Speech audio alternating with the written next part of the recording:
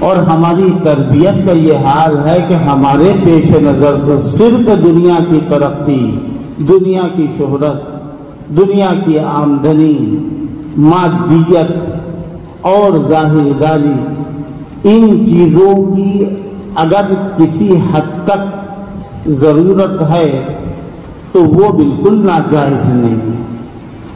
آدمی کمائے بھی، کھائے بھی، اس کی دکان بھی چلے، اس کا کاروبار بھی چلے، وہ ملازمت بھی کرے، گھر کا کام کاج بھی کرے، لیکن یہ بتاؤ کہ پوری دنیا کے اندر جتنے بھی مذاہب والے ہیں، پوری دنیا میں جتنے بھی مذاہب والے ہیں، یہودیت، عیسائیت، مجوسیت، قادیانیت، شیعیت، یہ جتنے بھی مذہب ہیں، ان مذہب کے لوگوں کا اگر ہم جائزہ لیں اور ان کو قریب سے دیکھیں تو یہ بھی وہی کام کرتے ہیں جو ہم کرتے ہیں، یہ بھی کماتے کھاتے ہیں، یہ بھی ملازمت کرتے ہیں، ان کے بھی اسکول چلتے ہیں، ان کا بھی بزنس چلتا ہے، یہ بھی سفر کرتے ہیں، یہ بھی گھریلو زندگی اور باہر کی زندگی بسر کرتے ہیں، لیکن سارے مذہب کے ماننے والوں کو اگر ہم دیکھیں گے تو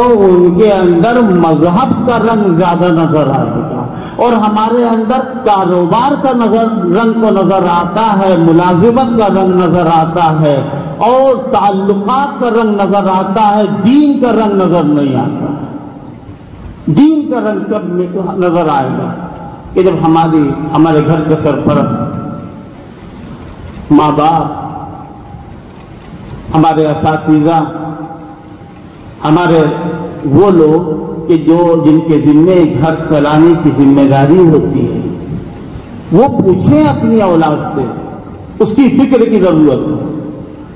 ہم حضرات انبیاء اور حضرات صحابہ کا تذکرہ یہاں کیوں کرتے ہیں؟ مثال کے طور پر ایک نبی، جلیل القدر پیغمبر سیدنا حضرت یعقوب علیہ السلام، حضرت یعقوب علیہ السلام حضرت اسحاق کے بیٹے ہیں اور حضرت ابراہیم کے پوتے ہیں، حضرت یوسف کے والد ہیں۔ ان کا تذکرہ قرآن مجید کے اندر جو کیا گیا، اللہ تعالیٰ کس طرح کا تذکرہ فرماتا ہے؟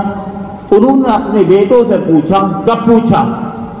آج اگر کوئی مسلمان دنیا سے جاتا ہے تو اس کو اس بات کی تو فکر ہوتی ہے کہ ہماری یہ چھوڑی ہوئی دکان کون چلائے گا، ہماری اس پراپرٹی کو کون دیکھے گا، ہماری جائیداد کی کون دیکھ ریکھ کرے گا، ہماری کھیتی باڑی کے جو شغل مشاغل ہیں ان کو کون سنبھالے گا۔ حضرت یعقوب علیہ السلام جب دنیا سے جا رہے تھے تو انہوں نے اپنے بیٹوں کو جمع کیا۔ اللہ تعالیٰ اس کو بیان کرتا ہے، اے یعقوب کے ماننے والو، اے ابراہیم اور اسحاق کے ماننے والو، ام کنتم شہداء اذ حضر یعقوب الموت، کیا تم اس وقت موجود تھے کہ جب یعقوب کو مرض وفات لاحق ہوا، یعنی ان کی زندگی ختم ہو رہی تھی، انتقال کا وقت تھا، اور انہوں نے اپنے بیٹوں کو جمع کر کے پوچھا، ما تعبدون من بعدی، تم میرے بعد کس کی عبادت کرو گے؟ قرآن مجید میں یہ بیان کیوں رکھا گیا؟ قرآن مجید کے اندر اللہ تعالیٰ نے حضرت یعقوب کے اس واقعے کا ذکر کیوں فرمایا؟ میں بتاؤں، قرآن مجید قیامت تک کے لیے ہدایت کا نمونہ ہے۔ قرآن مجید قیامت تک آنے والے مسلمانوں کے لیے ہدایت نامہ۔ جب اللہ حضرت یعقوب کا تذکرہ فرما رہا ہے تو یہ بتانے کے لیے کہ جب تم قرآن پڑھو گے اور یعقوب کا ذکر تمہارے سامنے آئے گا تو وہ یعقوب کا عمل تمہارے لیے نمونہ بننا چاہیے، نمونہ بننا چاہیے۔ ایک چیز ہوتی ہے دعوت، دعوت کے معنی اللہ کی طرف بلانا۔ اللہ کی طرف بلایا کس طرح جاتا ہے؟ آپ لکھنؤ کے اندر دعوت کا کام کریں، لکھنؤ سے باہر کسی دوسرے شہر میں دعوت کا کام کریں، مثال کے طور پر تبلیغی جماعت ہے، تبلیغی جماعت پوری دنیا میں جاتی ہے، دنیا کے کونے کونے میں، اور ان کا کام کیا ہوتا ہے؟ لوگوں کو دین سکھانا، لوگوں کو اللہ سے، اسلام سے، پیغمبر سے، دین کی باتوں سے آشنا کرانا۔ یہی تو کام ہوتا ہے تبلیغی جماعت کا، اور کوئی مقصد نہیں ہوتا۔ یہ کام کس کا ہوتا ہے؟ یہ کام کیا ہوتا ہے؟ اس کو دعوت کہتے ہیں، اور ایسا کام کرنے والے کو داعی کہا جاتا ہے، اللہ کی طرف بلانے والا، اللہ کی طرف بلانے والا۔ تو حضرت یعقوب علیہ السلام کا یہ تذکرہ اس بات کی مثال ہے کہ جب بندہ دعوت کے کام کو شروع کرے تو اس کو اپنے گھر کی بھی فکر کرنی چاہیے، جیسے حضور پاک صلی اللہ تعالی علیہ وسلم کی مکی زندگی، اس میں جب شروع میں وحی نازل ہوئی تو اس میں کیا اللہ نے فرمایا؟ وَأَنذِرْ عَشِيرَتَكَ الْأَقْرَبِينَ، اے پیغمبر آپ اپنے قریبی رشتہ داروں کو ڈرائیے گا۔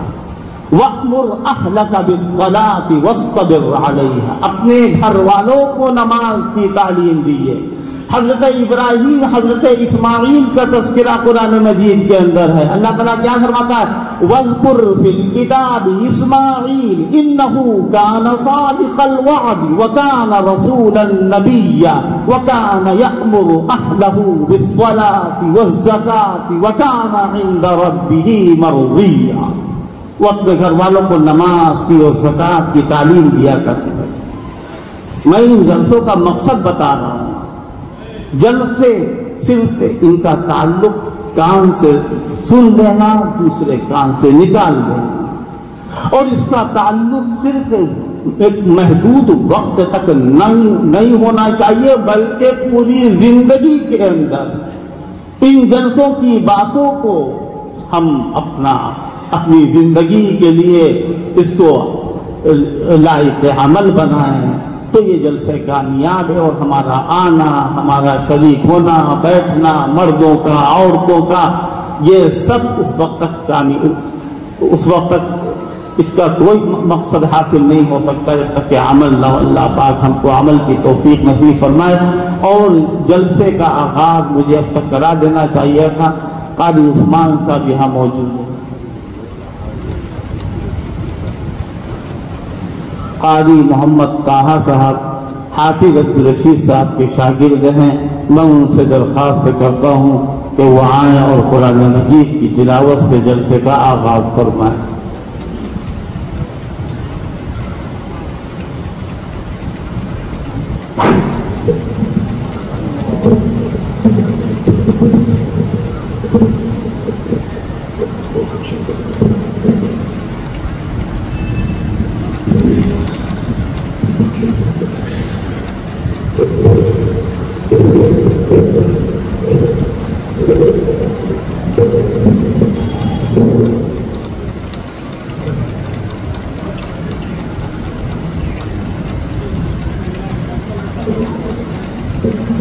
أعوذ بالله من الشيطان الرجيم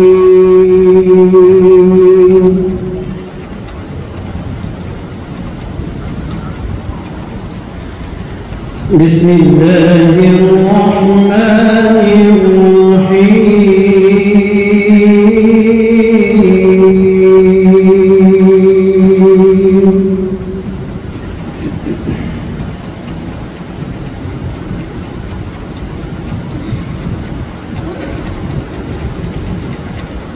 ادعوا إلى سبيل ربك بالحكمة والموعظة الحسنة وجادلهم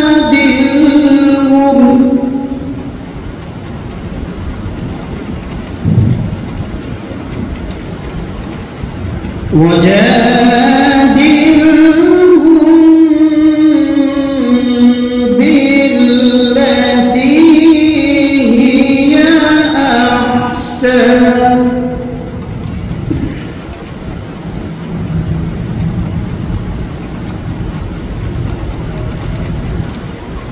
إن ربك هو أعلم بمن ضل عن سبيله وهو أعلم بالمهتدين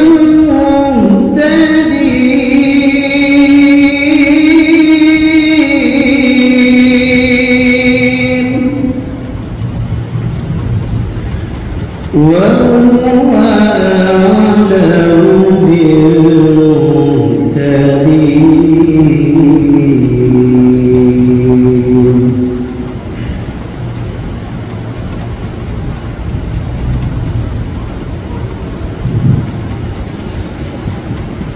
وإن عاقبتم فعاقبوا بمثل ما عوقبتم به ولئن صبرتم لهو خير للصابرين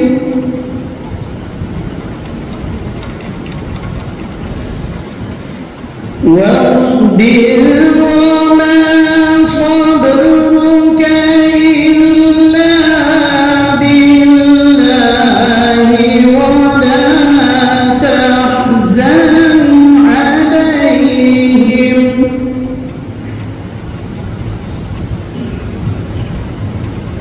ولا تحزن عليهم ولا تك في ضيق مما يمكرون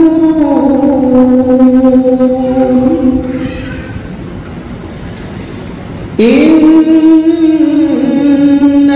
الله مع الذين اتقوا والذين هم محسنون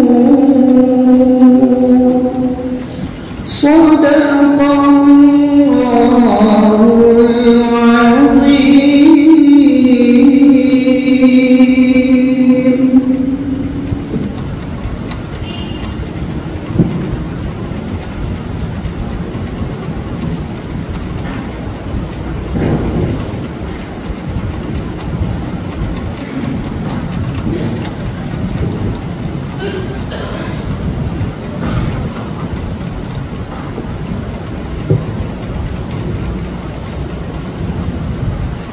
بسم الله الرحمن الرحيم الحمد لله وكفى والصلاة والسلام على سيدنا المصطفى أما بعد.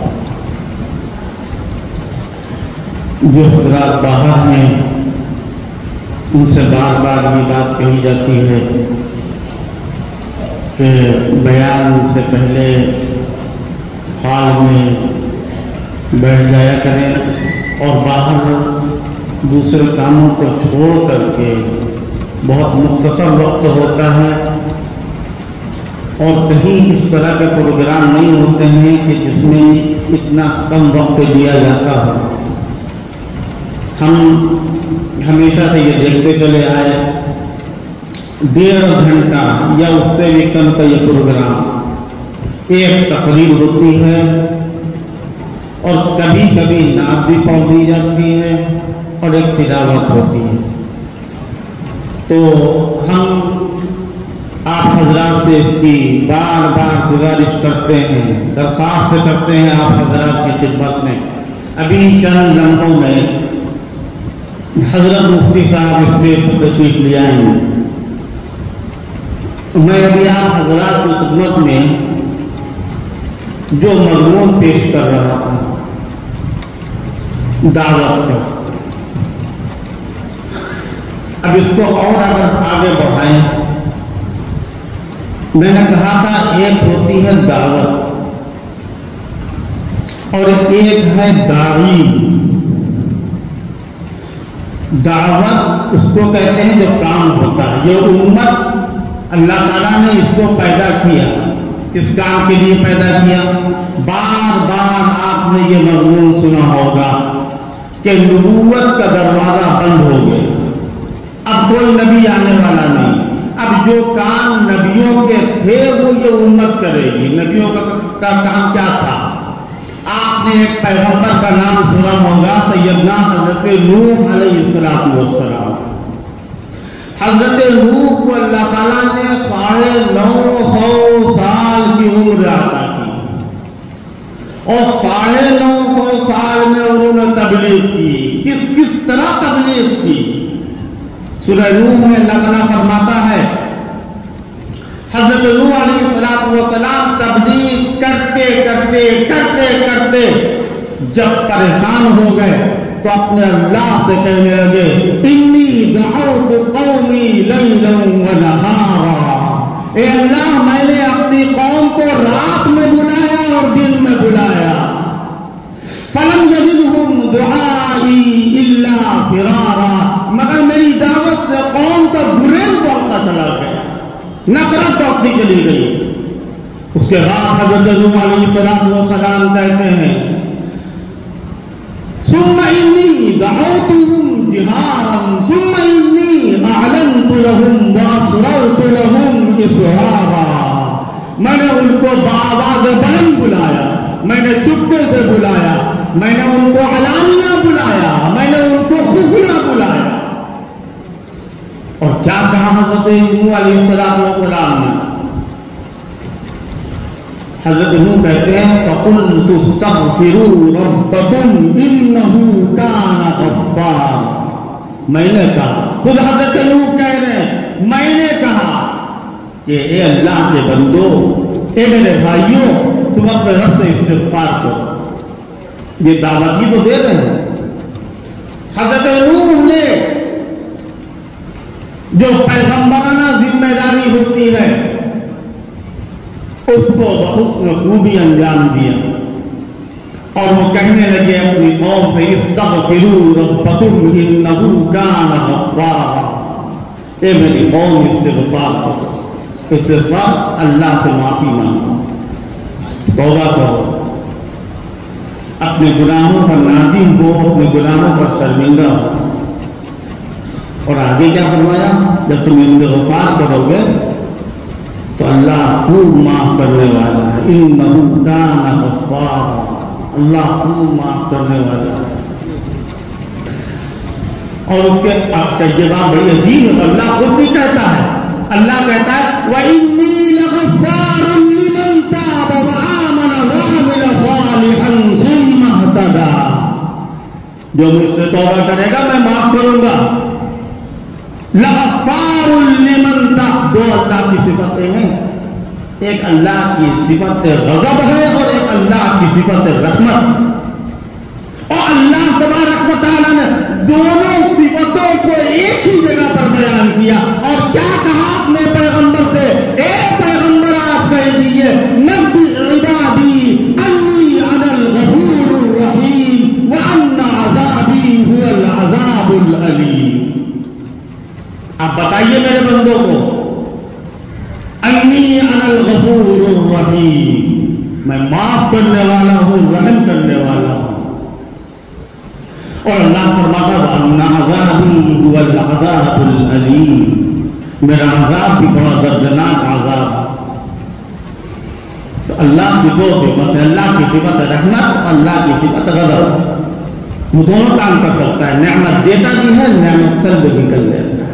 وہ نوازتا بھی ہے اور وہ چھینتا بھی ہے, وہ عطا بھی کرتا ہے, وہ محروم بھی کرتا ہے, وہ شفا بھی دیتا ہے, وہ بیمار بھی کرتا ہے, وہ زندگی بھی دیتا ہے, وہ موت بھی دیتا ہے, وہ دکھ بھی دیتا ہے, وہ سکھ بھی دیتا ہے. اللہ کی یہ صفت حدیث کے اندر آیا ہے, حدیث قدسی میں, رحمتی غلبت غضبی, رحمتی وسعت غضبی. میری رحمت میرے غضب پر غالب ہے.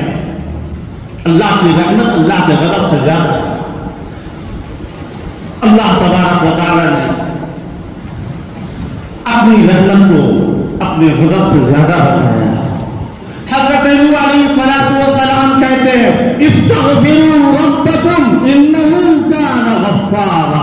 اپنے رب سے استغفار کرو، وہ خوب معاف کرنے والا. جب اللہ معاف کرنے پر آئے گا تو کیا کرے گا؟ یرسل السماء علیکم مدرارا ویمددکم باموال وبنین ویجعل لکم جنات ویجعل لکم انہارا. تم کو پانی کی ضرورت ہوگی تو پانی برسائے گا، تم کو اولاد کی ضرورت ہوگی تمہیں وہ اولاد دے گا. تو استغفار سے یہ فائدہ ہوتا ہے اللہ کی نعمتیں بھی ملتی ہیں. استغفار سے گناہ معاف ہوتے ہیں. استغفار سے اللہ کا غضب ٹھنڈا ہوتا ہے، اللہ کا غصہ ٹھنڈا ہوتا ہے، اللہ کی رحمت قریب ہوتی ہے. یہ مضمون انشاءاللہ بیان کیا جائے گا. اور اس وقت میں بغیر کسی تاخیر اور تمہید کے عالم اسلام کی مشہور مستند علمی دینی درسگاہ دارالعلوم دیوبند کے اہم ذمہ دار نائب محترم دارالعلوم دیوبند اور برسہ برس سے یہاں آنے والے ہمارے مخدوم کرم فرما استاد محترم حضرت مولانا مفتی محمد راشد صاحب قاسمی شیخ الحدیث دارالعلوم دیوبند تشریف فرما ہے. ہم بہت ادب اور احترام سے حضرت سے درخواست کرتے ہیں کہ حضرت تشریف لائیں اور اپنے فیوض و برکات عام فرمائیں.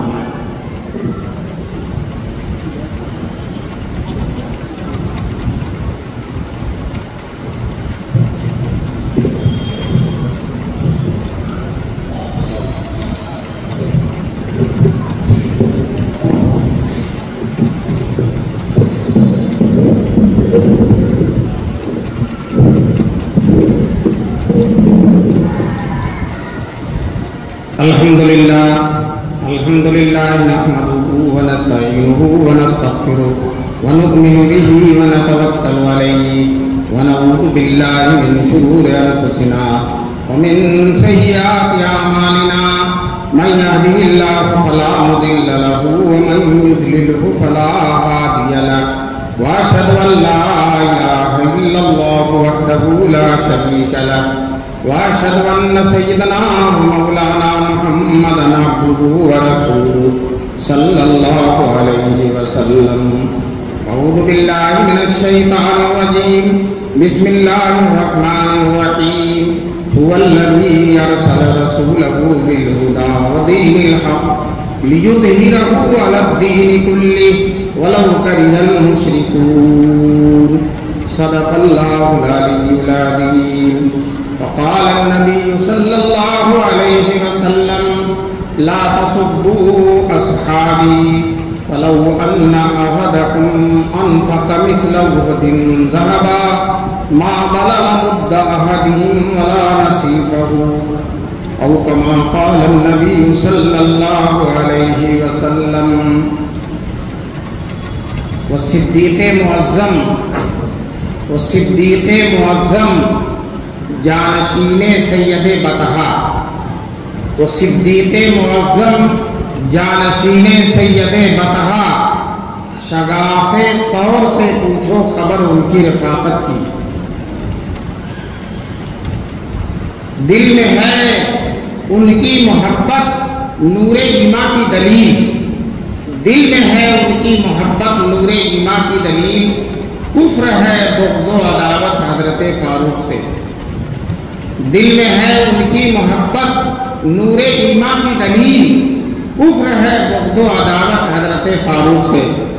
حضرت صدر جلسہ معزز اور محترم علماء کرام، محترم بزرگوں اور دوستوں، نوجوانان ملت، نیک ماؤں اور بہنوں، اللہ کا فضل و کرم ہے، احسان ہے کہ اللہ تبارک تعالیٰ نے سیرت صحابہ اور مدح صحابہ کے اس سب سے بڑے جلسے میں ہم سب کو شریک ہونے کا موقع نصیب فرمایا. میری معلومات کی حد تک اس دنیا میں مدح صحابہ کا اتنا مسلسل، اتنا تاریخی اور اتنا عظیم جلسہ میں نے تاریخ میں تلاش کرنے کے بعد بھی کہیں نہیں پایا. تاریخ ملی، مجھے یہ نہیں ملا۔ اللہ تعالیٰ اس تاریخی اجلاس کو مزید تاریخی بناتا رہے، اور جو ہے اس تاریخی اجلاس سے جو ہے قدح صحابہ اور بغض صحابہ کی تاریکیوں کو اللہ تبارک تعالیٰ دور کرتا رہے، اور کر رہا ہے اور کرتا رہے گا انشاءاللہ۔ جناب رسول پاک صلی اللہ علیہ وسلم جب مکے میں تشریف لائے، اللہ کے نبی بنے، پورے مکے میں بھانت بھانت کے لوگ تھے، طرح طرح کے لوگ تھے۔ کوئی لات کو پوجتا تھا، کوئی عزا کو پوجتا تھا، کوئی ہبل کو پوجتا تھا، اور کوئی نائلہ کو پوجتا تھا۔ طرح طرح کا شرک تھا، طرح طرح کی بت پرستی تھی، اور کسی کو کچھ نہیں ملتا تھا تو اپنے آٹے ہی کا بت بنا کر پوجنے لگتا تھا۔ ایک صحابی حضور کی خدمت میں آئے اسلام لانے کے بعد کہ اللہ کے رسول، ہم جو ہے آپ کے آنے سے پہلے کتنی حماقت میں تھے، آج ہنسی آتی ہے۔ میں جنگل کا سفر کر رہا تھا، پوجنے کے لیے کوئی بت نہیں ملا، تو میں نے آٹے کا بت بنا لیا، اور اسی کو جہاں موقع ملتا تھا پوج لیا کرتا تھا۔ چلتے چلتے چلتے کھانا پینا ختم ہو گیا، کوئی چیز کھانے کے لیے نہیں رہ گئی، تو بہت غور و فکر کے بعد سمجھ میں آیا کہ اسی بت کو کھا جانا چاہیے۔ چنانچہ میں نے اس آٹے کے بت کو پیس دیا اور اس کو پانی میں سان دیا اور روٹی پکا کے کھا گیا۔ اس کو بت خور لوگ تھے، اپنے بتوں کو کھا جایا کرتے تھے۔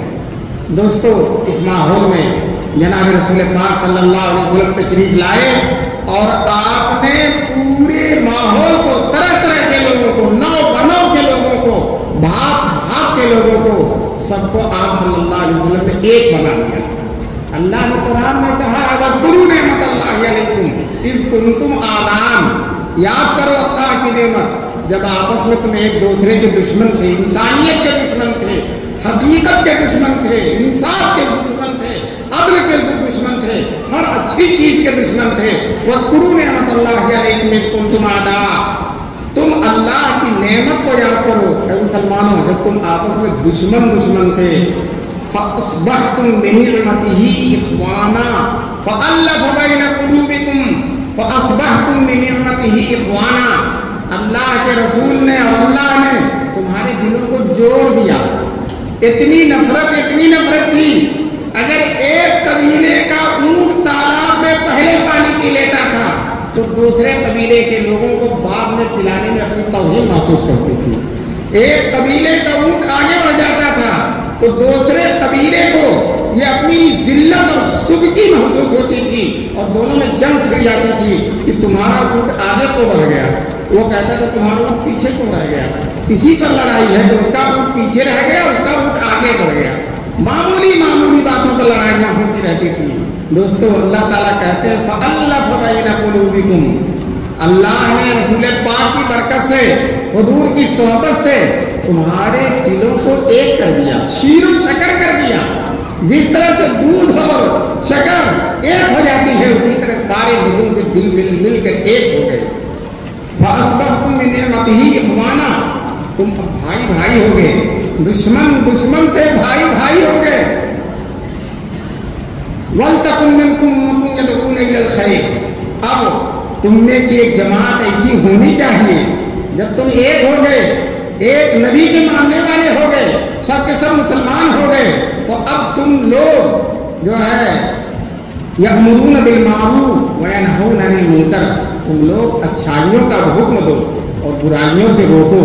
دیکھیے اللہ تبارک تعالیٰ نے جس طرح سے اپنے نبی کو ذمہ دار بنایا تھا اچھائیوں کا حکم دینے اور برائیوں سے روکنے کا، اسی طرح سے نبی کی برکت سے صحابہ کو بھی اللہ نے وہی حکم دے دیا کہ جس طرح سے نبی جو ہے اچھائیوں کا حکم دیتے ہیں، برائیوں سے روکتے ہیں، اے صحابہ، اے نبی کی صحبت سے ایک ہونے والے، اے نبی کی صحبت سے بھائی ہونے والے، اب تمہاری ذمہ داری وہی بن گئی جو رسول پاک صلی اللہ علیہ وسلم کی ذمہ داری ہے۔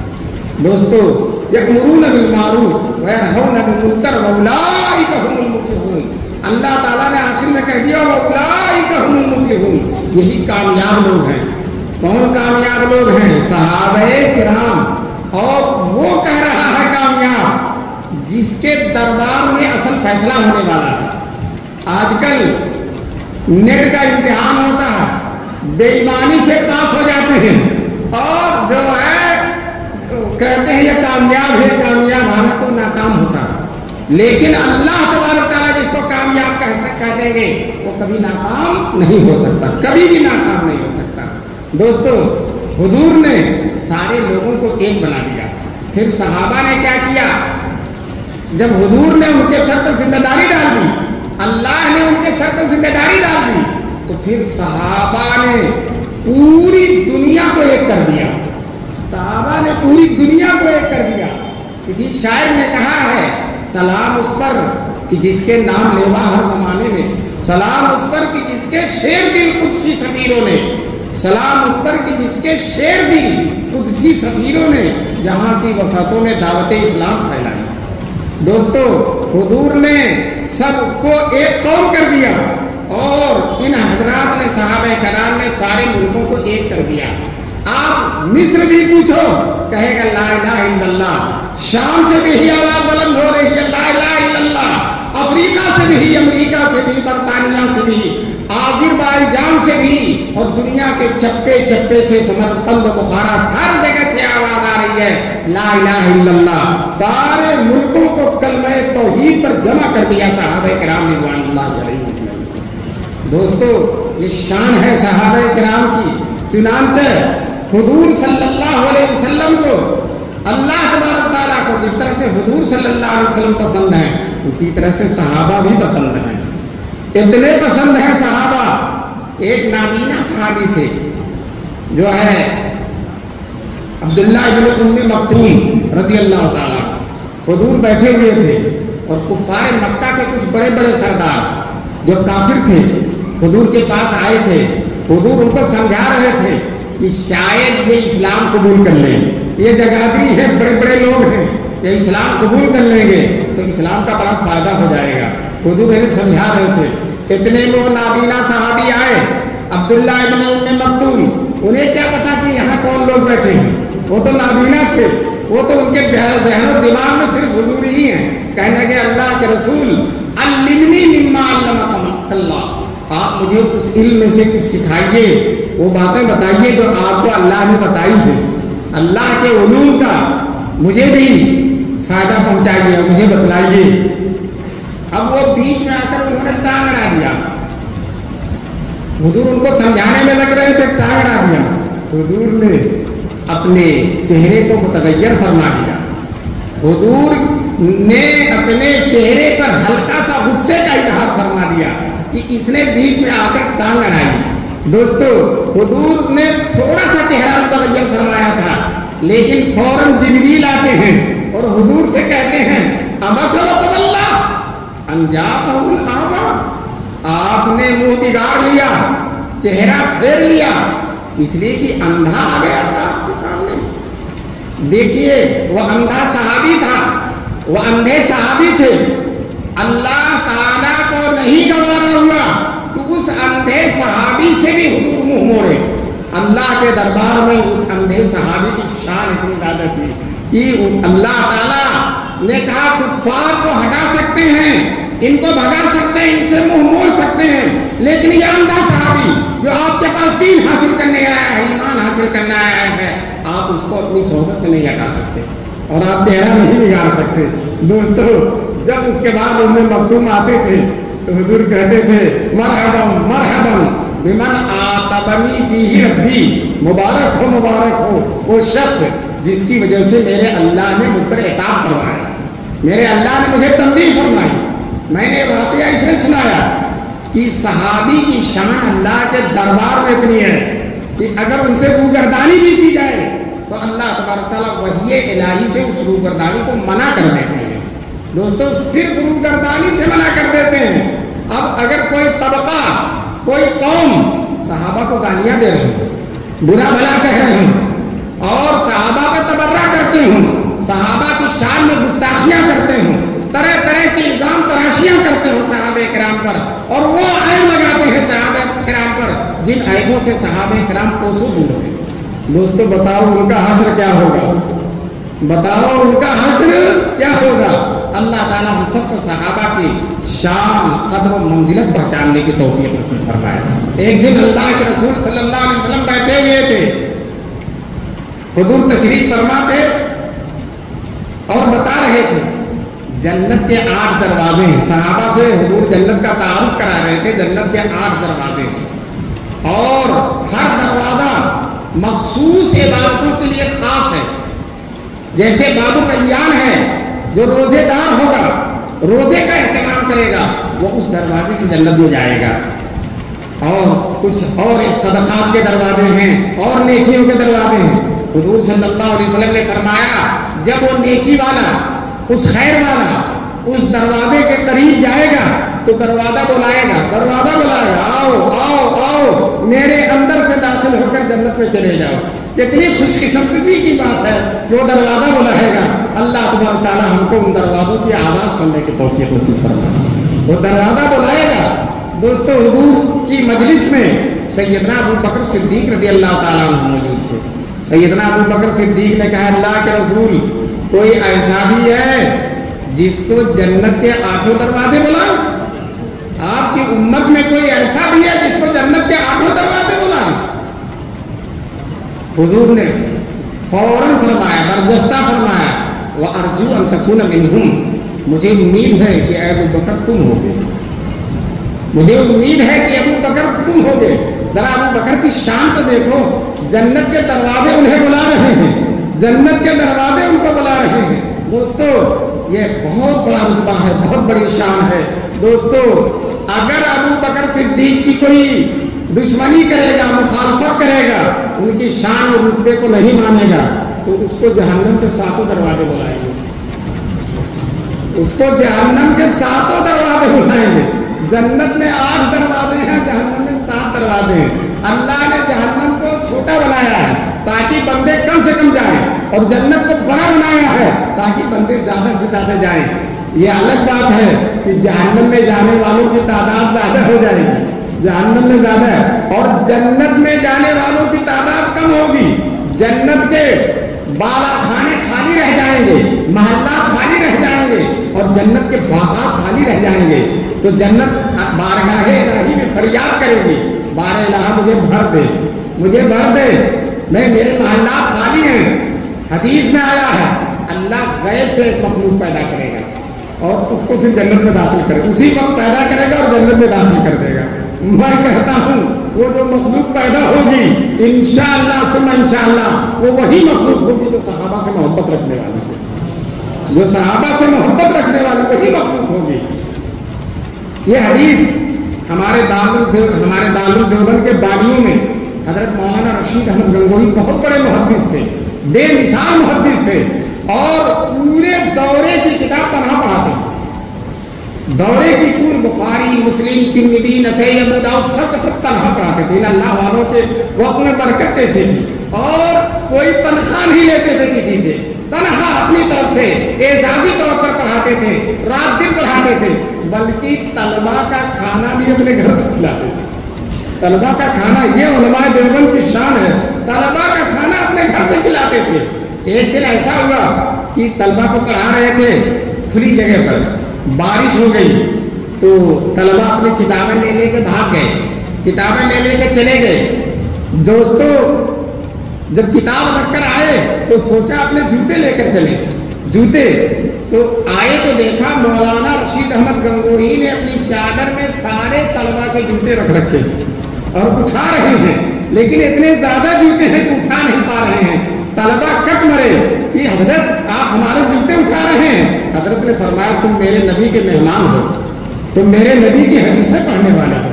बहरहाल हजरत गंगोही हदीस पढ़ा रहे थे, यही हदीस आई कि एक मखलूक पैदा करेगा अल्लाह ताला और उस मखलूक को उठाकर जन्नत में दाखिल कर देगा। ये हदीस आई, पैदा करेगा और जन्नत में दाखिल कर देगा। एक तालिब इल्म ने कहा हजरत उनके तो बड़े मजे होंगे, पैदा हुए और जन्नत में चले गए, बड़े मजे होंगे। हजरत गंगोही ने कहा मजे उनको नहीं होंगे, मजे हमें होंगे। 60 साल 70 साल रात में उठ कर नमाजें पढ़ा, 5 वक्त नमाज पढ़ी, हराम से बचा, تھے حلال کی رغبت کی، اور پوری گرمی میں، آج کل کے زمانے میں شدید گرمی ہے، اور روزے رکھے اور نمازیں پڑھی، زکات دیا، حج کیا، اور پوری زندگی جنت کی تیاری کی. اتنی مشقت اور محنت کے بعد جب جنت ملے گی تو اس کی قدر معلوم ہوگی، اور جن کو فوراً جنت مل جائے گی ان کو جنت کی قدر کیا معلوم ہوگی. بہرحال اللہ تعالیٰ ہم سب کو محنتوں کے بعد جنت میں داخل ہونے کی توفیق نصیب فرمائے. اور یاد رکھو صحابہ کی محبت کے بغیر جنت کا تصور نہیں ہے. صحابہ کی محبت کے بغیر جنت کا تصور نہیں ہے، ممکن نہیں ہے، محال ہے، ناممکن ہے کہ صحابہ سے محبت نہ رکھے اور جنت میں چلا جائے. دوستو صحابہ جس طرح سے حضور کے شاگرد ہیں، ساری امت صحابہ کرام کی شاگرد ہے. صحابہ کرام کی، صحابہ نے حضور سے فیض لیا، نور نبوت لیا، کلام الہی لیا، وحی الہی لیا، حضور کی باتوں کو لیا، حضور کی سیرت کو لیا، حضور کے جلووں کو لیا، حضور کے ایک ایک انداز کو لیا، اور پھر پوری امت میں منتقل کر دیا صحابہ کرام. علامہ ابن تیمیہ کہتے ہیں آج جو ہمیں قرآن ملا ہے، اسی طرح سے جو منبر مسجد و محراب ملا ہے، جو تراویحیں ملی ہیں، جو حدیثیں ملی ہیں، جو حضور کا مسکراتا ہوا چہرہ ملا ہے، حضور کی سیرت ملی ہے، حضور کی ادائیں ملی ہیں، حضور چلتے کیسے تھے، حضور رہتے کیسے تھے، حضور مسکراتے کیسے تھے، حضور صحابہ کی مجلس میں کیسے رہتے تھے، یہ سارا منظر، یہ سارا نقشہ ہم کو صحابہ کرام نے کھینچ کر بتایا. وہ نہ ہوتے تو ہم اپنے محبوب کو جانتے ہی نہیں. وہ تو کرم ہوا میرے پروردگار کا، وہ تو کرم ہوا میرے پروردگار کا، ورنہ ہمیں پتہ ہی نہ چلتا بہار کا، ورنہ ہمیں پتہ ہی نہ چلتا بہار کا. وہ مدینے میں جو بہار آئی تھی، مکے میں جو بہار آئی تھی، جو رحمت للعالمین آئے تھے، ان کا پورا پتہ ہم کو دینے والے صحابہ کرام ہیں. ہم صحابہ کرام کے ممنون کرم ہیں، ممنون احسان ہیں. صحابہ کرام سے ہم کو حضور کے بارے میں سب، حضور 1400 سال پہلے آ کر دنیا سے پردہ پوش ہو گئے. وہ آئے کب کے وہ جا چکے بھی، وہ آئے کب کے وہ جا چکے بھی، مگر نظر میں سما رہے ہیں. وہ آئے کب کے وہ جا چکے بھی، مگر نظر میں سما رہے ہیں. وہ چل رہے ہیں، وہ پھر رہے ہیں، وہ آ رہے ہیں، وہ جا رہے ہیں. دوستو حضور کبھی مدینے سے نکل مسجد قباء جا رہے ہیں، کبھی اپنے حجرے سے نکل کر مسجد نبوی میں جا رہے ہیں، کبھی بدر میں جا رہے ہیں، کبھی احد میں جا رہے ہیں، کبھی خندق میں جا رہے ہیں. دوستو یہ سارے آنے جانے کا منظر، سارے آنے جانے کا نقشہ قرآن میں تو نہیں ہے نا، قرآن میں تو نہیں ہے. یہ ہم کو کس نے بتایا؟ صحابہ کرام نے بتایا. یہ علماء جو سیرت کی کتابیں لکھتے ہیں، ممنون کرم ہے صحابہ کرام کے. اگر صحابہ کرام نہ ہوتے تو ہم آج حضور کی سیرت کو جو قرآن میں بیان ہو تو ہے، اس کے علاوہ ایک سطر بھی نہیں لکھ سکتے تھے. یہ سب ہم کو کس نے بتایا؟ صحابہ کرام نے. وہ عاشق ہیں حضور کے، وہ دیوانے ہیں حضور کے، وہ ایک ایک بات کو محفوظ رکھنے والے ہیں. ابو ہریرہ جو صرف 4 سال حضور کی خدمت میں رہے، صرف 4 سال رہے، اور اتنی حدیثیں بیان کی. کسی نے کہا ابو ہریرہ جو ہے آپ اتنی ساری حدیثیں بیان کرتے ہیں، کیسے اتنی حدیثیں آپ کو یاد ہو گئی؟ کہنے لگے میرے مہاجر بھائی جو تھے وہ تو تجارت کرتے تھے، انصار بھائی کھیتی باڑی کرتے تھے، اور میں حضور کی خدمت میں رات دن پڑا رہتا تھا. کھانے کو مل گیا نہیں ملا نہیں ملا، میں رات دن حضور کی خدمت میں رہتا تھا. اس لیے مجھے حضور کی حدیثیں زیادہ سے زیادہ یاد ہیں. اور پھر ابو ہریرہ خود بیان کرتے ہیں کہ مجھے پہلے حدیثیں بھول جایا کرتی، یاد کرتا تھا، حضور سے سنتا تھا، بھول جایا کرتی تھی. میں نے حضور سے کہا اللہ کے رسول آپ کی حدیثیں مجھے یاد نہیں رہتی. تو حضور نے کہا ابو ہریرہ کوئی چیز تمہارے پاس ہو تو بچھا دو. میرے پاس چادر تھی، میں نے بچھا دیا. حضور نے اس میں کچھ پڑھ دیا، پڑھنے کے بعد حضور نے کہا اسے اوڑھ لو. جب سے چادر اوڑھی ہے ایک حدیث بھی نہیں بھولا، ایک حدیث بھی نہیں بھولا، ایک نقطہ بھی نہیں بھولا. مروان جو مدینے کے گورنر تھے، ایک دن ابو ہریرہ کو بلایا، اپنے دربار میں بٹھا کر 100 حدیثیں سناؤ. ابو ہریرہ نے فرفار 100 حدیثیں سنا دی. پھر مروان نے کہا جائیے. 1 سال کے بعد پھر اچانک بلوایا، اور پیچھے ایک آدمی اس نے چھپا رکھا تھا، اور اس میں وہ حدیثیں لکھی ہوئی تھی جو 1 سال پہلے انہوں نے بیان کی تھی. ان سے کہا تم سنو ابو ہریرہ کوئی گڑبڑی تو نہیں کرتے کچھ حدیثوں میں ادھر ادھر تو نہیں کرتے؟ پیچھے آدمی بیٹھا وہ ابو ہریرہ کو خبر نہیں ہے کہ میرا امتحان لیا جا رہا ہے۔ چنانچہ کہا وہ حدیثیں جو 1 سال پہلے آپ نے سنائی تھی وہی پھر سنا دیجیے۔ ابو ہریرہ نے ہو بہو وہی ساری حدیثیں سنا دی۔ کاتب نے کہا ایک نقطے کا بھی کوئی فرق نہیں ہے۔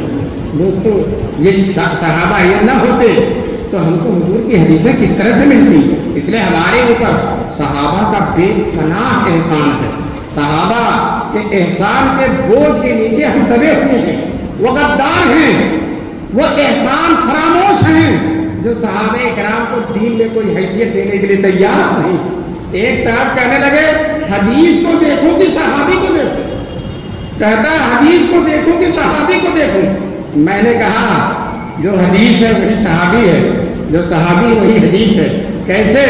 حدیث دیکھتے جاؤ، اس کی سند جب حضور سے ایک سیڑھی نیچے رہ جائے گی کوئی صحابی مل جائے گا، اور کسی صحابی کو دیکھو وہ حضور کی نسبت سے جو کچھ بیان کر رہا ہے وہی حدیث ہے۔ تو صحابی اور حدیث میں کوئی فرق نہیں ہے۔ دوستو حدیث کا آخر صحابی ہے، اور صحابی کی زبان سے حضور سے نکلی ہوئی باتوں کا سند کے ساتھ بیان کرنا اسی کا نام حدیث ہے۔ دوستو صحابی اور حدیث میں کوئی فرق نہیں ہے۔ اور میں آپ سے کہنا چاہتا ہوں کہ صحابی کی سب سے زیادہ تعریف، صحابہ کا سب سے زیادہ مقام و مرتبہ اللہ نے قرآن میں بیان کیا ہے۔ صحابہ کو جس طرح سے اللہ نے سمجھا ہے اس طرح سے کوئی صحابہ کو سمجھ ہی نہیں سکتا۔ سورہ قرآن پڑھیے، ایک وہ لوگ جو لکھنؤ میں رہتے ہیں وہ اپنی کتاب میں لکھا کہ پورا قرآن، آپ سمجھ گئے نا جو لکھنؤ میں رہتے ہیں، نام لینے کی ضرورت نہیں ہے، وہ کہتا پورا قرآن صحابہ کی برائیوں سے بھرا ہوا ہے۔ لکھا اس نے پورا قرآن صحابہ کی برائیوں سے بھرا ہوا ہے۔ میں نے کہا تمہارے دماغ میں وہ برائیاں بھری ہوئی ہیں اس لیے وہ قرآن میں نظر آتی ہیں۔ تمہارے دماغ میں جو برائیاں بھری ہوئی، مجھے یاد آیا ایک حبشی جا رہا تھا کالا کلوٹا، ایک آئینہ ملا، اٹھا کر آئینے کو دیکھا تو کہا اتنا کالا کلوٹا ہے تو اس کو آئینے کو پھینک دیا۔ دوستو آئینہ کالا کلوٹا تھا یا وہ حبشی کالا کلوٹا تھا؟ اپنی صورت آئینے میں نظر آئی تو سمجھ رہا آئینہ کالا ہے۔ اسی طرح سے اپنی صورت کو دیکھ کر یہ سمجھتے ہیں صحابہ اکرام کے قرآن میں مذمتیں ہوئی ہوئی۔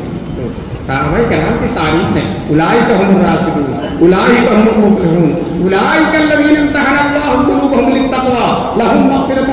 آیتیں پڑھتے جاؤ، لگتا ہے کہ قرآن اللہ تعالیٰ نے صحابہ کی فضیلتوں میں اتارا ہے۔ والسابقون الاولون من المہاجرین والانصار، وہ پہلے جو ایمان لائے ہیں چاہے مہاجرین ہو چاہے انصار ہو، والذین اتبعوہم بإحسان، ذرا غور سے سنیے گا، والذین اتبعوہم، وہ لوگ جنہوں نے صحابہ کی اتباع کی ہے، مہاجرین اور انصار، اور وہ لوگ جنہوں نے صحابہ کی اتباع کی ہے۔ دوستو بڑی خوشی کی بات ہے، ہمارے اندر تو کچھ بھی نہیں ہے، لیکن انشاءاللہ ثم انشاءاللہ صحابہ کی محبت ہمارے دل سے جدا ہونے والی نہیں ہے۔ دل سے مٹنا تیرے انگشت حنائی کا خیال ہے، میرے گوشت سے ناخن کا جدا ہو جانا۔ کہتا ہے شاعر اے محبوب میرے دل میں جو تیرا خیال ہے، تیری محبت ہے، وہ محبت کا مٹنا اسی طرح سے محال ہے جس طرح سے ناخن کا جدا ہونا محال ہے۔ دوستو یہ تو غالب نے شاعری کی ہے، میں کہتا ہوں صحابہ کی محبت ہمارے دل سے جدا نہیں ہو سکتی، چاہے ہماری گردن ہمارے سر سے جدا ہو جائے، چاہے ہماری گردن ہمارا سر ہمارے جسم سے جدا ہو جائے، لیکن انشاءاللہ صحابہ کی محبت جدا ہونے والی نہیں ہے۔ یہی تو ہمارے پاس ایک تحفہ ہے، یہی تو ایک سوغات ہے۔ مجھے واقعہ یاد آیا، ایک بزرگ تھے بڑے اللہ والے، بادشاہ وقت نے ان سے کہا کہ آپ ہماری نماز کے امام بن جائیے، ہماری نماز کے امام بن جائیے۔ بادشاہ امامت کے لیے کہا ہے، آج کل کسی بڑی مسجد میں، ٹیلے والی مسجد میں امامت کی دعوت دی جائے تو بہت سی درخواستیں پڑ جائے۔ بادشاہ کہہ رہا ہے کہ آپ ہماری امامت کیجیے۔ بزرگ فرماتے ہیں، بزرگ کہتے ہیں فقیر کے پاس نماز ہی ہے، نماز کے علاوہ کچھ بھی نہیں، نماز ہی ہے، اسے بھی بادشاہ خریدنا چاہتا ہو۔ اس نماز کو بھی بادشاہ خریدنا چاہتا ہے، میں اپنی نماز بیچنے کے لیے تیار نہیں ہوں۔ تو دوستو ان فقیروں کے پاس، یہ یہاں جو بیٹھے ہیں اہل سنت والجماعت، ان کے پاس تو صحابہ کی محبت ہی ہے۔ انشاءاللہ کوئی طاقت اس محبت کو ہمارے دل سے جدا نہیں کر سکتی، دل سے جدا ہی نہیں کر سکتی، یہ محبت قیامت تک رہے گی۔ دوستو صدیق اکبر کی شان، فاروق اعظم کی شان، جس دن فاروق اعظم نے کلمہ پڑھا ہے، واقعہ میں پہلے بھی بیان کر چکا ہوں اور یہاں کے لوگ سارے واقعات کے ماہر ہیں، میں صرف اتنا بتانا چاہتا ہوں، جب حضرت عمر فاروق اپنے بہن کے گھر گئے، مارا پیٹا بہن کو اور جو بہنوئی کو مارا، بہن نے کہا عمر سن لو، جان مار ڈالو، لیکن حضور کی محبت نکلنے والی نہیں ہے، اسلام میں جب اتنی طاقت سے کہا، وہ بھی خطاب ہی کی بیٹی تھی جس کے بیٹے عمر ہیں، باپ دونوں کے ایک ہیں، وہی سن ہے۔ حضرت عمر نے کہا اچھا تم اسلام نہیں چھوڑ، اچھا اب قرآن دکھاؤ، جو قرآن اب آگے عمر ڈھیلے ہو گئے، کہنے لگے جو پہلے تو قرآن پڑھنے والے کو مار رہے تھے، اب کہنے لگے قرآن دکھاؤ۔ تو بہن نے کہا تم ناپاک ہو، قرآن پاک ہے، لا یمسہ الا المطہرون، پاکیزہ ہی لوگ اسے چھو سکتے ہیں، تم نہیں چھو سکتے، غسل کرو۔ حضرت عمر سے غسل کروایا، غسل کرنے کو مطلب غسل کر لیے تو قرآن کی وہ آیتیں جو پڑھنے تھے دے دیا، سورہ طٰہٰ کی آیتیں تھیں، طٰہٰ ما انزلنا علیک القرآن لتشقیٰ الا تذکرۃ لمن یخشیٰ تنزیلا ممن خلق الارض والسماوات العلی الرحمن علی العرش استویٰ۔ جب یہاں پہنچے ہیں آنکھوں میں آنسو جانے لگے، دامن کا آنسو گرنے لگے، یعنی کشتے قرآن ہو گئے، دیوانے قرآن ہو گئے، کہنے لگے اب مجھے محمد صلی اللہ علیہ وسلم کے پاس لے چلو۔ بہن لے گئی، دروازے سے حضرت عمر نے دروازہ کھٹکھٹایا، اندر 39 صحابی تھے، ایک نے جھانک کر دیکھا، کہا عمر ننگی تلوار لیے کھڑا۔ عمر کا مدینے میں مکے میں جلال بہت تھا، روب بہت تھا، دبدبا بہت تھا، اور جو ہے عمر تلوار لیے کھڑے ہوئے ہیں اور ابھی مسلمان بھی نہیں ہوئے ہیں۔ اندر سید الشہداء حضرت حمزہ تھے، حضور نے ان کو سید الشہداء کہا ہے، سید الشہداء حمزہ تھے، انہوں نے کہا دروازہ کھول دو، اگر عمر اچھی نیت سے آیا ہے تب تو اچھی بات ہے، اور اگر کسی بری نیت سے آیا ہے اسی کی تلوار سے اس کی گردن اڑا دوں گا۔ دوستو اگر حضرت عمر ہے تو یہ شیر خدا ہے، یہ سید الشہداء ہیں۔ چنانچہ دروازہ کھولا گیا، حضور بیٹھے ہوئے ہیں، حضرت عمر حضور کے سامنے آ کر کھڑے ہو گئے، حضور نے ایسے ہی دامن پکڑ کر کھینچا، کہا عمر کب مسلمان ہو گئے؟ عمر کہتے ہیں اشہد ان لا الہ الا اللہ واشہد ان محمد رسول اللہ۔ دار ارقم میں نعرہ لگنے لگا، نعرہ تکبیر اللہ اکبر لگنے لگا، اتنے میں جبریل آ گئے، کہنے لگے فرشتے بھی نعرہ لگا رہے ہیں، آسمان پر فرشتے بھی نعرہ لگا رہے ہیں، وہ بھی خوشیاں منا رہے ہیں۔ دوستو حضرت عمر جب مسلمان ہوئے تو کہا اللہ کے رسول لات و عزا کی عبادت خانہ کعبہ میں کی جائے گی اور الہ واحد کی عبادت گھر میں چھپ کے کی جائے گی، نہیں، آج نماز خانہ کعبہ میں پڑھی جائے گی۔ حضور بھی تیار ہو گئے، پیچھے پیچھے 39 صحابہ ہیں، داہنی طرف حضرت ابوبکر ہیں، بائیں طرف حضرت عمر ہے، بڑی شان کے ساتھ جا رہے ہیں۔ ادھر مشرکین انتظار کر رہے تھے کہ حضرت عمر حضور کی گردن لے کر آئیں گے، اور یہاں دیکھا کہ گردن دے کر آ رہا ہے، گردن لے کر نہیں آ رہے ہیں، گردن دے کر حضور کے خادم بن کر، باڈی گارڈ بن کر، نگہباں بن کر آ رہے ہیں۔ اور آتے ہی حضرت عمر نے کعبہ میں اعلان کر دیا، مشرکین ہر طرف بیٹھے ہوئے ہیں، سنو عمر مسلمان ہو گیا، عمر مسلمان، ہم نماز پڑھیں گے، جس کو اپنی بیوی کو بیوہ کرنا ہو، بچوں کو یتیم کرنا ہو، مقابلے میں آ جائے۔ دوستو کسی کی ہمت نہیں، کسی کی ہمت نہیں ہوئی، اور جو حضرت عمر رضی اللہ تعالیٰ عنہ نماز پڑھ کر چلے گئے واپس۔ دوستو فرشتے بھی خوشیاں منا رہے تھے، ان کو جبریل نے آ کر کہا کہ ہم سب خوشی منا رہے ہیں، فرشتے بھی خوش ہیں۔ دوستو جو عمر جس کے ایمان لانے سے فرشتے بھی خوش ہیں، اگر کوئی اس عمر کو کہتا ہے کہ ان کے اندر ایمان نہیں ہے تو اس سے سارے شیطان خوش ہوں گے، اس سے سارے شیطان خوش ہوں گے۔ دوستو اس سے فرشتے، عمر سے فرشتے خوش ہیں، اور عمر کے دشمنوں سے کون خوش ہے؟ بولو، شیطان خوش ہے۔ اللہ تبارک تعالیٰ ہم سب کو صحابہ کرام کی ایسی ہی پکی اور سچی محبت کی توفیق نصیب فرمائے۔ دوستو آج آپ غور سے بہت سن رہے ہیں بات، لیکن ایک بہت بڑی کمی نظر آ رہی ہے، بہت بڑی کمی نظر آ رہی ہے۔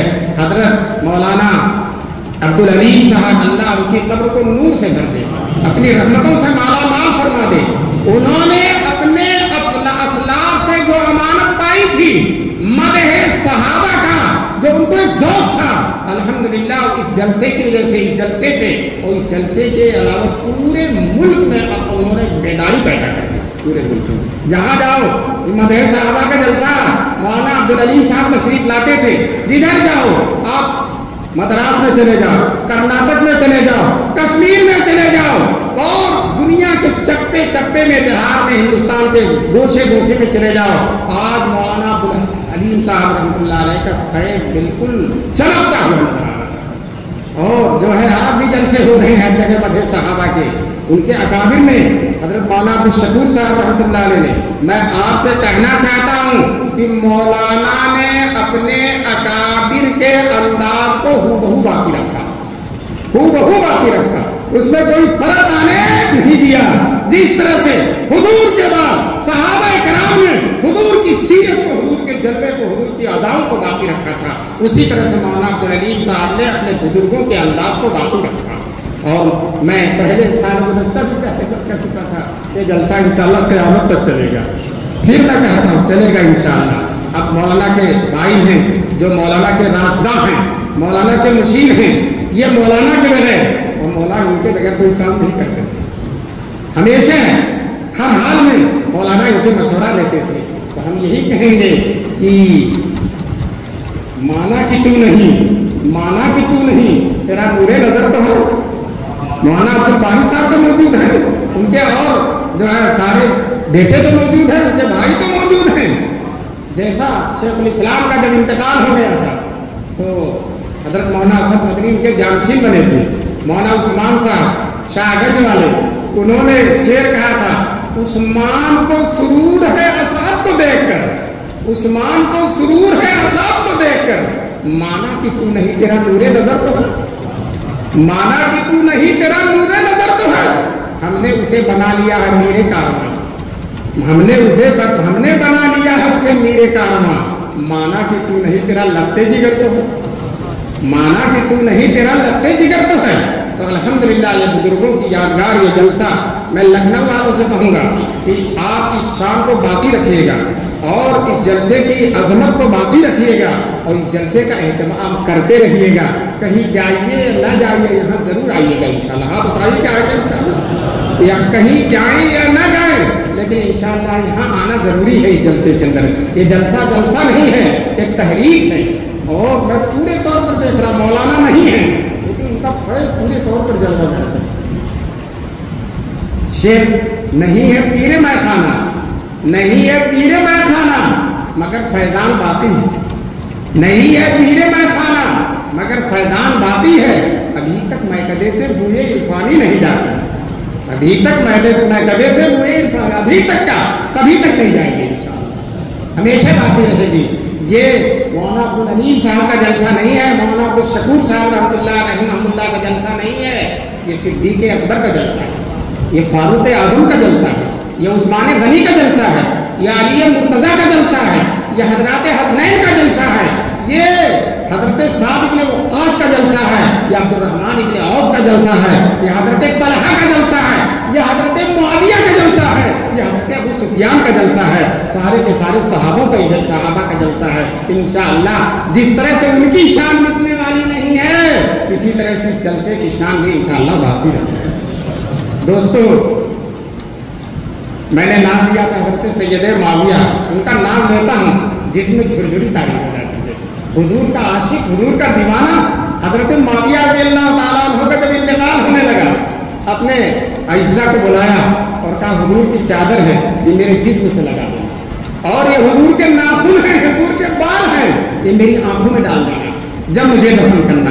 दोस्तों, जिसकी आंखों में हुजूर के नाखून हैं, जिसकी आंखों में हुजूर के बाल हैं, जिसके जिस्म पर हुजूर की चादर है, दोस्तों हुजूर का साया अगर पड़ जाए तो वह हुमा हो जाता है, साया पड़ जाए तो हुमा हो जाता है। या हुजूर के बराह रास्त तबर्रुकात हज़रत मुआविया के साथ गए हुए हैं, कहते हैं जो कि तायर तेरे सदक़े से हुमा होता है, ऐ शहे हुस्न व जो कि तायर तेरे सदक़े से रिहा होता है, ऐ शहे हुस्न व छुटते हुए हुमा होता है।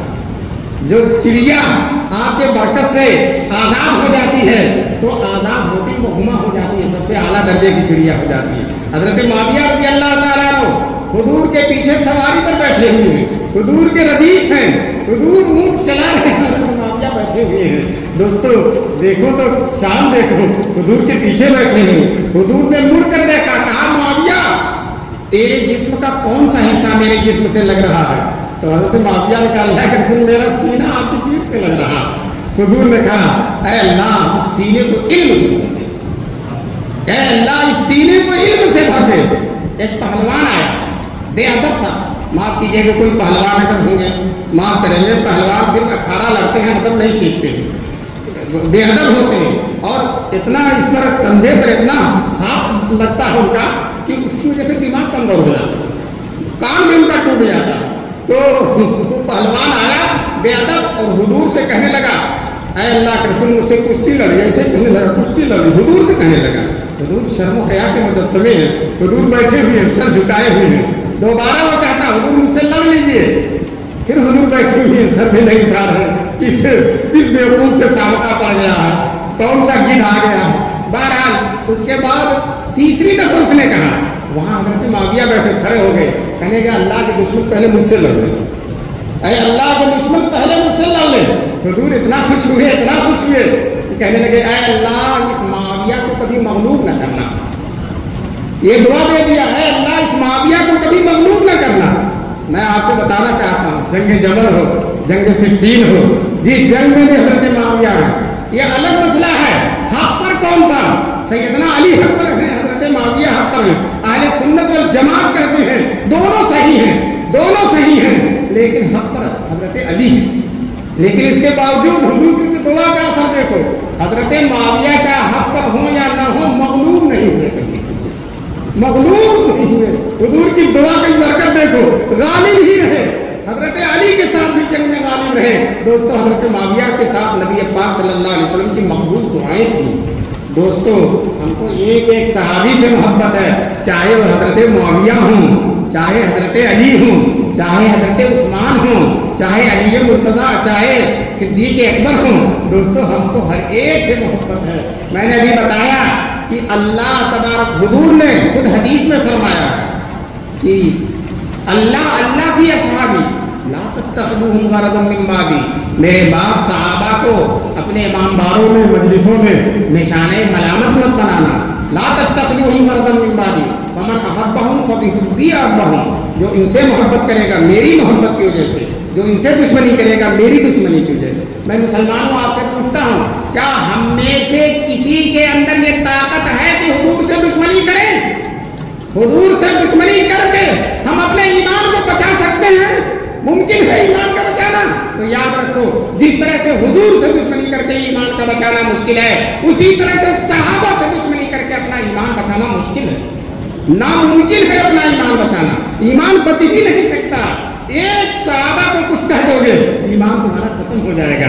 दोस्तों एक सहाबी हैं हजरत खालिद सैफुल्लाह, हुजूर ने खुद उनको कहा अल्लाह की तलवार है खालिद सैफुल्लाह। और एक सहाबी अब्दुर्रहमान इब्न औफ हैं जो अशरे मुबश्शरा में से हैं और जो मुहाजिर हैं, मक्के में ईमान लाए, बहुत पहले ईमान ला चुके हैं। दोस्तों हजरत खालिद इब्न वलीद में और हजरत अब्दुर्रहमान इब्न औफ में कुछ अनबन हो गई। खालिद ने उनको बुरा भला कह दिया, हजरत खालिद ने उनको बुरा भला कह दिया।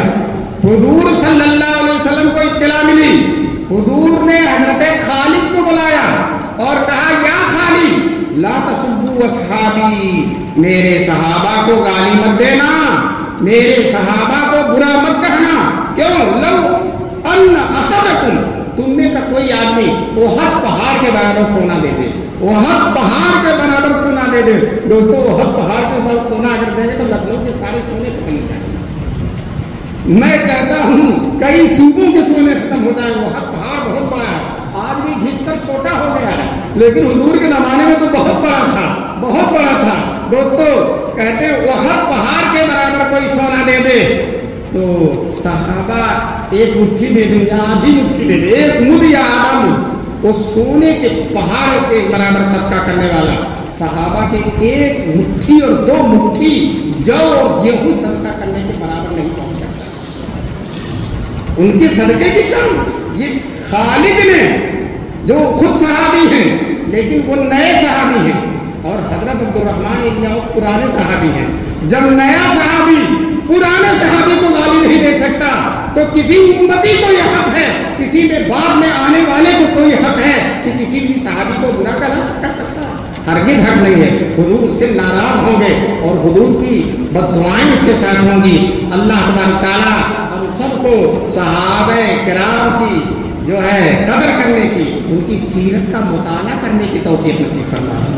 آپ صحابہ کرام کی سیرت پڑھیے. حضرت مولانا عبدالشکور صاحب رحمۃ اللہ علیہ کی کتاب ہے سیرت خلفائے راشدین, پڑھ کے ایمان تازہ ہو جاتا ہے.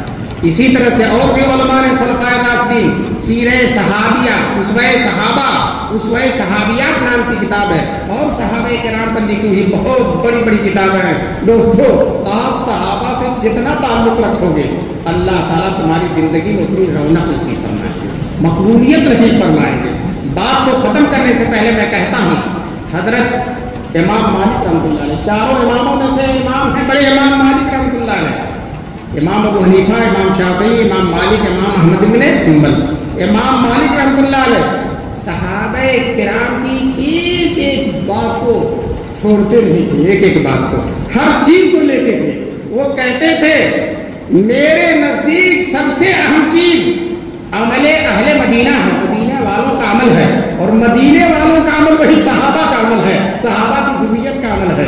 دوستو, جب انہوں نے صحابہ سے محبت کی اور صحابہ کو اہمیت دی تو اللہ تعالیٰ نے امام مالک کو اتنا مقبول, اتنا مقبول, اتنا مقبول بنایا کہ پوری دنیا امام مالک کی اہمیت دیتی ہے, پوری دنیا.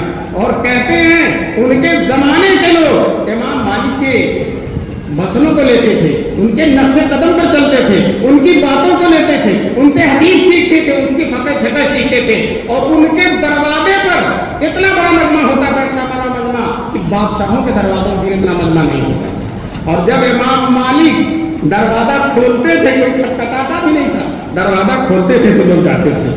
امام شافعی رحمۃ اللہ علیہ کو شوق پیدا ہوا کہ امام مالک سے چل کر حدیث آتی. امام شافعی جو چاروں اماموں سے ان کو شوق ہوا کہ امام مالک کے پاس چل کر حدیث حاصل کرے, لیکن امام مالک بوڑھے ہو چکے تھے, پڑھانا چھوڑ دیا تھا.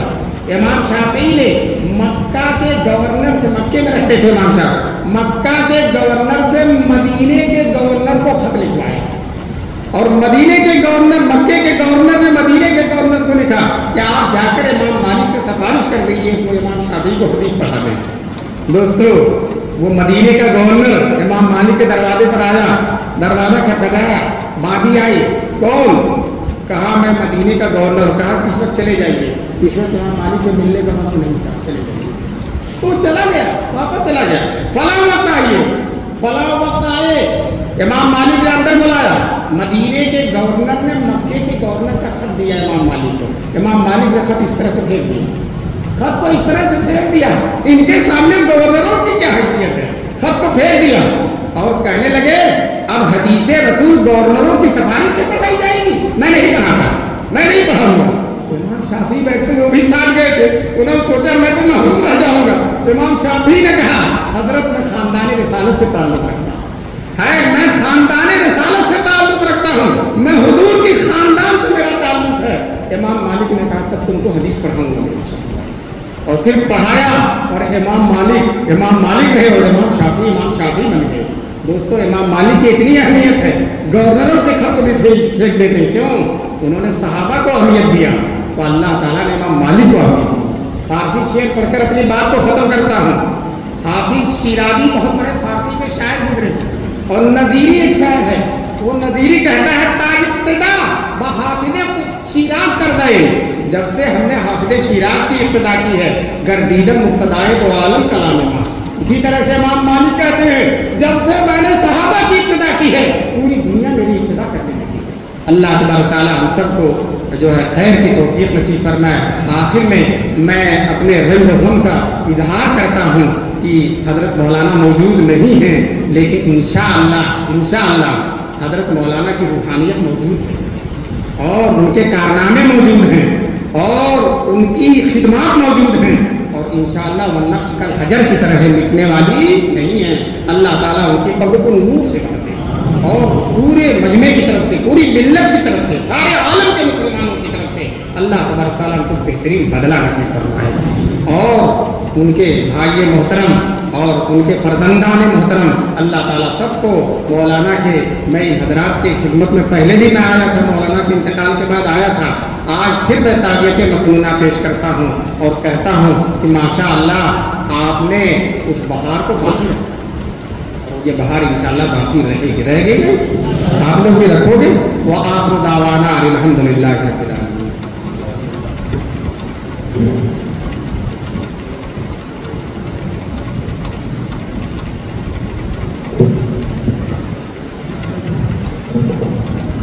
بسم اللہ الرحمن الرحیم، الحمدللہ وکفی والسلام علی عبادہ الذین اصطفی، اما بعد۔ حضرت کی اس وقت ٹرین ہے اور اسی لیے آج کا جلسہ تو اپنے وقت پر ختم ہوگا، لیکن حضرت نے 10 منٹ پہلے اپنی بات کو ختم کر دی۔ حضرت نے جو اس وقت اپنے بیان میں پیغام دیا ہے، آپ حضرات بیٹھیے، حضرت کو جانے دیجیے، مسافہ نہ کریے، بیٹھ جائیے۔ میں 2-4 منٹ آپ حضرات سے گزارش عرض کر رہا ہوں کہ حضرت نے آج کے بیان میں جو یہ پیغام دیا کہ حضرت معاویہ اور حضرت علی یہ دونوں صحابی تھے، لیکن میں صرف اتنا بتانا چاہتا ہوں، جیسا کہ مولانا نے کہا کہ حضرت معاویہ رضی اللہ تعالی عنہ، جن کے لیے رسول اللہ صلی اللہ تعالی علیہ وسلم کی یہ دعا ہے کہ وہ مغلوب نہ ہو، اور یہ مغلوب نہ ہونا، اب آپ ان کی خلافت کا زمانہ دیکھیے، اگر پوری تاریخ اسلام میں حضرت فاروق اعظم عمر بن خطاب رضی اللہ تعالی عنہ کے بعد سب سے زیادہ طاقتور، سب سے زیادہ منظم اور مرتب کوئی خلافت قائم ہوئی ہے تو وہ حضرت معاویہ رضی اللہ تعالی عنہ کا دور خلافت ہے۔ حضرت معاویہ نے اپنے دور خلافت میں سارے فتنوں کو، سارے شر کو، ساری برائیوں کو، سارے گھمنڈ کو، سارے غرور کو، ان کے سروں کو کچل دیا اور فتنوں کو دبا دیا۔ وجہ کیا ہے؟ یہ اللہ کے بندوں کے ساتھ اللہ کا وعدہ ہے۔ کیا ہے اللہ کا وعدہ؟ اللہ تعالیٰ فرماتا ہے وَلَقَدْ سَبَقَتْ كَلِمَتُنَا لِعِبَادِنَا الْمُرْسَلِينَ، یہ بات ہمارے نیک بندے جو اللہ کے رسول ہوئے ہیں ان کے لیے پہلے سے لکھی جا چکی ہے۔ وہ کون سی بات ہے؟ اللہ فرماتا ہے فرمایا وَلَقَدْ سَبَقَتْ كَلِمَتُنَا لِعِبَادِنَا الْمُرْسَلِينَ إِنَّهُمْ لَهُمُ الْمَنْصُورُونَ وَإِنَّ جُنْدَنَا لَهُمُ الْغَالِبُونَ، کہ جو ہمارے بندے ہیں وہی غالب ہو کر کے رہیں گے، وہی منصور اور مظفر ہو کر کے کامیاب ہو کر کے رہیں گے۔ ایک واقعہ سنیے، قرآنی واقعہ ہے۔ حضرت موسیٰ علیہ السلام نے اپنی قوم سے کہا، جہاد کی ضرورت ہوئی، اللہ کے راستے میں قربانی دینے کی ضرورت پڑی۔ حضرت موسیٰ اپنی قوم سے کہتے ہیں یا قوم ادخلوا الارض المقدسة التي كتب الله لكم ولا ترتدوا على ادباركم فتنقلبوا خاسرين۔ اے میری قوم، یا قوم ادخلوا الارض المقدسة، جو ارض مقدس ہے، بیت المقدس ہے، اس میں داخل ہو جاؤ، اس زمین میں تمہیں داخل ہونا ہے، یہ قربانی تمہیں دینی ہے اور پیچھے نہیں ہٹنا ہے۔ وَلَا تَرْتَدُّوا عَلَىٰ أَدْبَارِكُمْ، اور اگر پیچھے ہٹو گے تو یاد رکھنا تم ناکام ہو جاؤ گے، ذلیل ہو جاؤ گے۔ تو قوم نے کیا جواب دیا؟ یا موسیٰ اِنَّا لَن نَدْخُلَهَا حَتَّى يَخْرُجُوا مِنْهَا فَإِنْ يَخْرُجُوا مِنْهَا فَإِنَّا دَاخِلُونَ۔ اے موسیٰ ہم اس میں داخل نہیں ہوں گے۔ جس ارض مقدسہ کو فتح کرنے کے لیے آپ کا ارادہ اور منصوبہ ہے، ہم نہیں داخل ہوں گے، اس لیے کہ اس زمین میں تو اس ملک کے اندر ایک ایسی بھینکر اور اتنی زبردست قسم کی قوم ہے کہ جس سے لڑنا آسان نہیں ہے۔ اگر وہ خود سے نکل جاتے ہیں تو کوئی بات نہیں، ہم اس میں داخل ہو جائیں گے. لیکن حضرت موسیٰ کی قوم کو موسیٰ اکسا رہے ہیں اور ان کے جو ساتھی یہ کہہ رہے ہیں ادخلوا علیہم الباب فإذا دخلتموہ فإنکم غالبون. تم جاؤ، ہمت کرو، حوصلہ کرو اور رنجیدہ مت ہونا اور پوری طاقت کے ساتھ اس میں داخل ہونے کی کوشش کرو. جب تم داخل ہوگے تو اللہ تم کو کامیاب کرے گا. پھر حضرت موسیٰ سے انہوں نے کہا یا موسیٰ انا لن ندخلها ابدا ما داموا فيها فاذهب انت وربك فقاتلا انا هاهنا قاعدون. اے موسیٰ آپ جائیے، آپ کا رب جا دونوں جا کر کے جہاد کر لیجیے، ہم بیٹھے ہیں اپنی جگہ پر. یہ کس کا بیان ہے؟ حضرت موسیٰ کے ساتھیوں کا، اصحاب موسیٰ کا. حضور پاک صلی اللہ تعالی علیہ وسلم کے دور میں ایک کامیاب ترین لڑائی ہوئی تھی جس کو جنگ بدر کہا جاتا ہے. جنگ بدر کے لیے حضور نے تو دعا مانگی تھی اور وہ دعا کیا مانگی تھی؟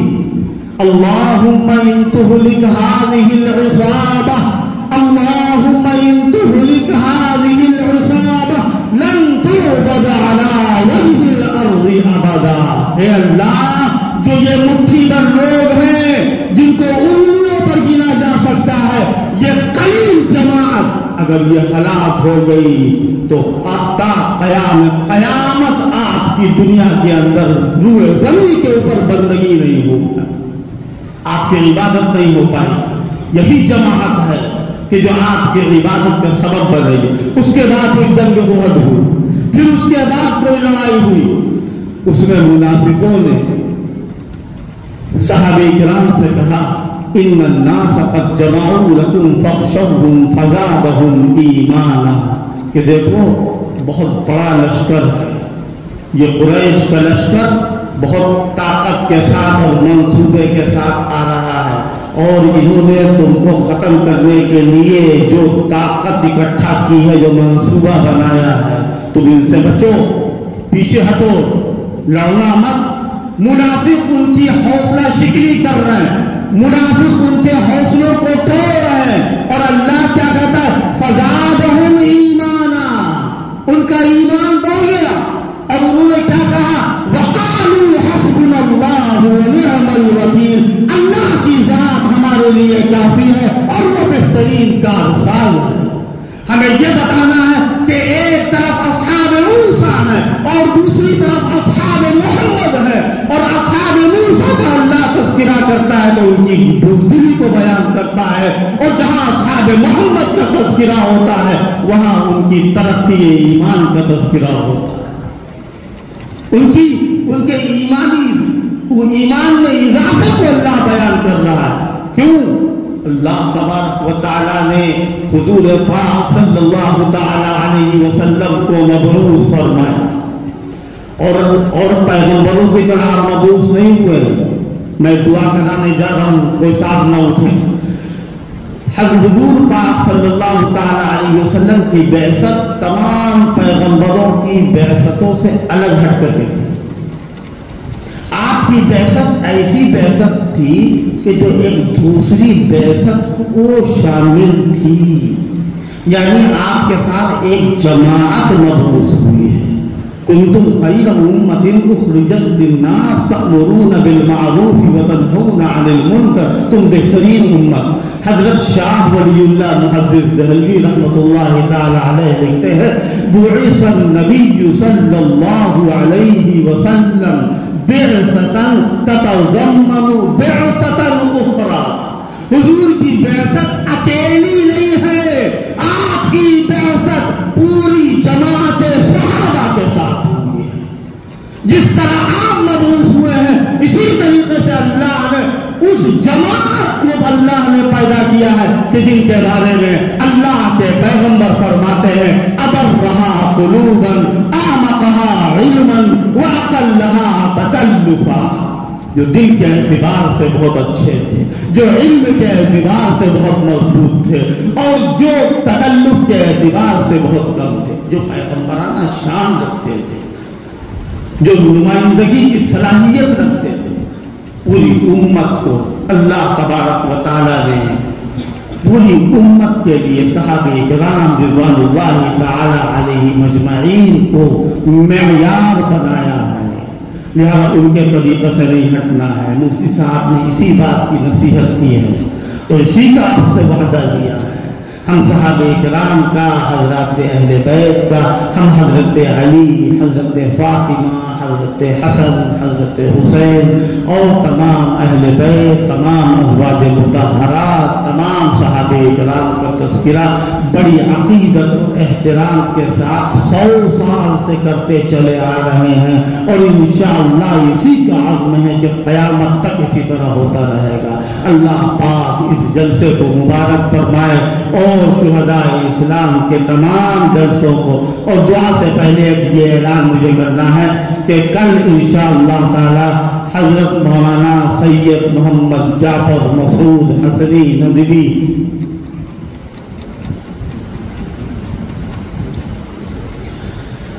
مولانا جعفر صاحب جو دارالعلوم ندوۃ العلماء کے اہم ذمہ دار ناظر عام ہیں، حالانکہ ان کا اشتہار میں نام نہیں تھا، اور آج کل کی تاریخ مولانا ارشد صاحب کی تھی، اور مولانا ارشد صاحب کے لیے اس سے پہلے اعلان بھی کیا گیا تھا، لیکن اس بات کا اندیشہ تھا کہ حضرت کا آنا نہ آنا ابھی طے نہیں ہے، اور برابر رابطہ کیا گیا، لیکن حضرت کی خود بھی طبیعت بہت ناساز ہے، اور حضرت کی اہلیہ کی بہت بیمار ہیں، اور یہ بالکل معقول اور جائز عذر ہے۔ خود حضرت کی بڑی خواہش تھی، برابر آتے رہتے تھے یہاں پر، بہرحال انہوں نے جلسوں کے لیے خوب دعائیں دی ہیں، اور تمام بزرگان دین کی دعائیں ان جلسوں کے لیے ہیں۔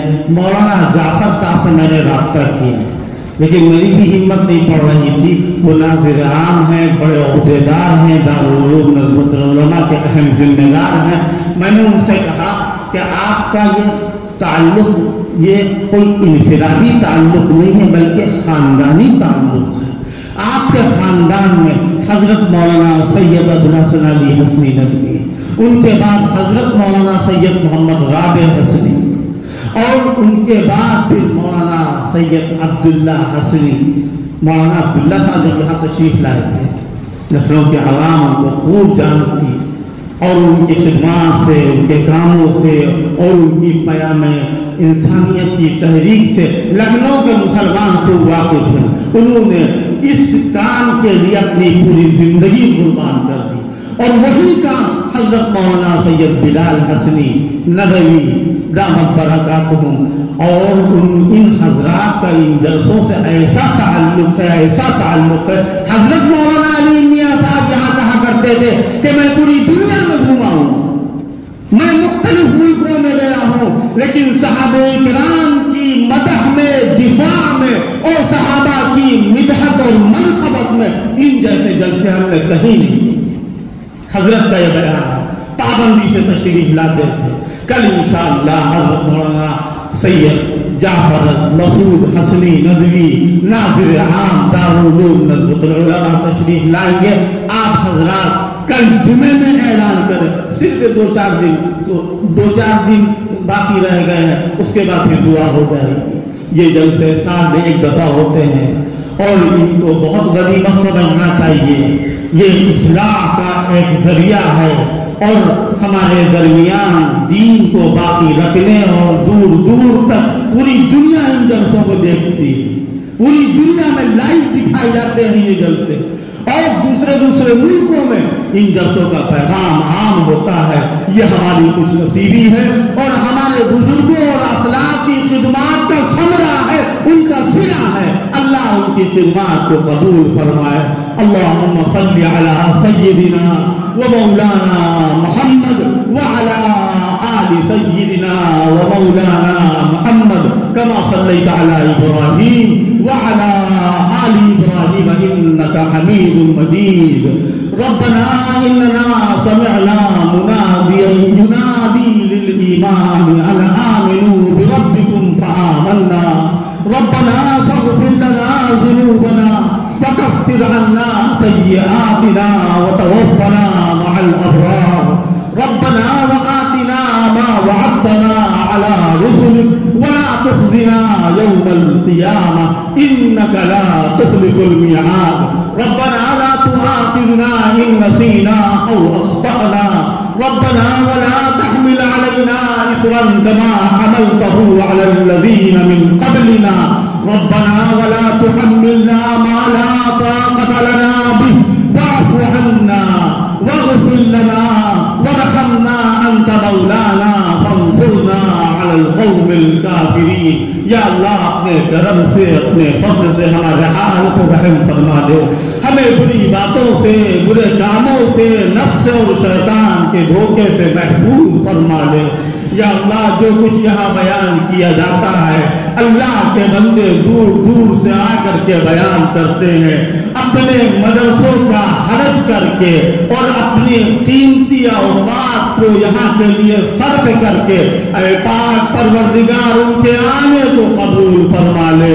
ان کی جدوجہد کو قبول فرما لے یہاں جو لوگ آنے والے ہیں جو نہیں آ پاتے ہیں اے پاک پروردگار اپنے رحم و کرم سے کسی کو محروم نہ فرما جن لوگوں نے دعاؤں کے لیے کہا ہے یا لکھا ہے یا ان کا ہم پر حق ہے اے الہ العالمین اے رب العالمین سب کی جائز مرادوں کو پورا فرما دے اور صحابہ کرام رضوان اللہ علیہم اجمعین کے بعد صحابہ کا نام لینے والے قیامت تک پوری امت مسلمہ کو اے آفتاب اور ماہتاب کے چمکانے والے صحابہ کا ذکر کرنے والوں کی قسمتوں کو چمکا دے یا اللہ جہاں جو عورتیں آتی ہیں جو ہماری مائیں آتی ہیں بہنیں آتی ہیں بچیاں آتی ہیں دور دراز سے آنے والیاں اے پاک پروردگار جن کی جیسی اور جو ضرورتیں ہیں